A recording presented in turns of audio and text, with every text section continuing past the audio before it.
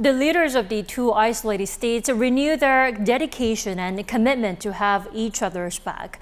That is Pyongyang's full support for Moscow and Russian space technology for North Korea. Let's talk more about their exclusive bonding time with our foreign affairs correspondent, Bae Eun-ji. Welcome back, Eun-ji. Thanks for having me. So, Eun-ji, Kim-Putin spaceport talks lasted for about 5 hours. What topped the talks? Well, Dami, sitting next to Putin, Kim said in his opening remarks that Russia is fighting a sacred war. He vowed full support, stressing that his regime would fight together in the battle against imperialism. We have constantly expressed our full and unconditional support for all the decisions taken by the President and the Russian leadership. And I want to assure you that we will always be together with Russia in the fight against imperialism. The two leaders held talks for several hours with their ministers before holding a separate one-on-one meeting. This was followed by a lavish lunch where Kim said they held an elaborate discussion about the military and political situation on the Korean Peninsula and in Europe. There, he reassured Putin that Russia would win against what Kim called evil. The Russian army and people will certainly secure a great victory in the sacred struggle for the punishment of a great evil that claims hegemony and feeds an expansionist illusion.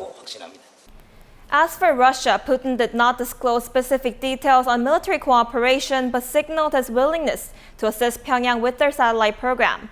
When asked by Russian media whether Russia would help North Korea launch its own satellites and rockets, Putin responded by saying that's exactly why we're here. He added that Kim showed great interest in rocket engineering, and this comes as North Korea twice failed to launch spy satellites in the past 4 months. Right. Eun-ji, I have to point out how this is the first time they met in 4 years and 5 months. Now, how is that meeting different from the one they had back in 2019? Well, the Ukraine war has turned the tables, and things have definitely changed since their last summit. The meeting in April 2019 took place just 2 months after the nuclear summit between Kim and former U.S. President Donald Trump ended in failure without an agreement. North Korea was desperately looking for a diplomatic lifeline, as it had been under UN sanctions for its nuclear and ballistic missile programs since 2006. But now it is Putin reaching out to Kim for help, as Russia is completely isolated on the global stage and in need of help for more weapons. Putin, who's usually late to meetings with other foreign leaders, arrived at the Vostochny Cosmodrome early and waited for Kim for about 30 minutes.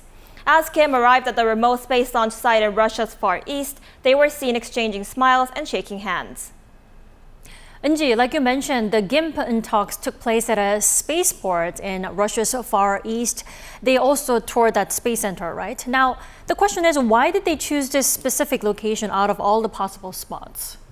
Well, located not far from the Russian border with China, the Vostochny Cosmodrome is Russia's most advanced space rocket launch site, and it's a symbol of Russia's ambitions as a space power. Kim, who arrived by armored train from Pyongyang, was seen asking detailed questions about rockets as Putin showed him around the building where Russia's new space booster, the Angara, is assembled. The space launch facility came into service in 2016 when Russia launched its Soyuz 2 rocket. Last month, the country launched another rocket carrying the Luna 25 moon spacecraft, which failed and crashed into the moon. The fact that they chose this place for the summit suggests that North Korea and Russia will enhance military cooperation. Putin will likely offer satellite launch technology to Kim in exchange for North Korean weapons and ammunition. And this has been sparking concerns by officials in South Korea and the U.S. regarding Russia's resupplying of weapons for their war in Ukraine and the development of North Korea's missile capabilities. Then what impact will the Kim-Putin meetup have on global and regional geopolitics? Well, South Korea, the U.S., and Japan, they've already created a security cooperation during their recent trilateral summit at Camp David.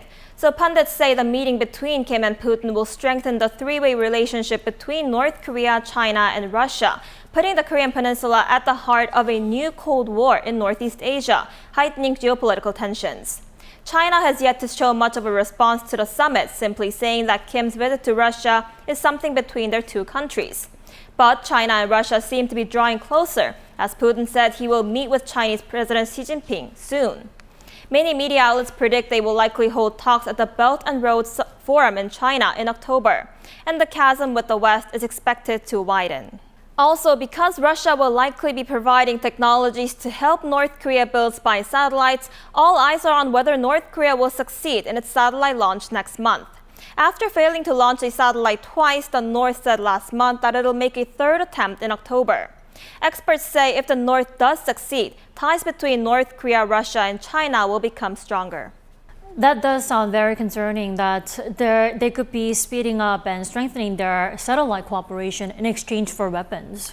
Right, we'll have to see if the North will indeed launch its satellite next month. All right. And Dee, thank you so much for summing that up. We appreciate it. Thank you.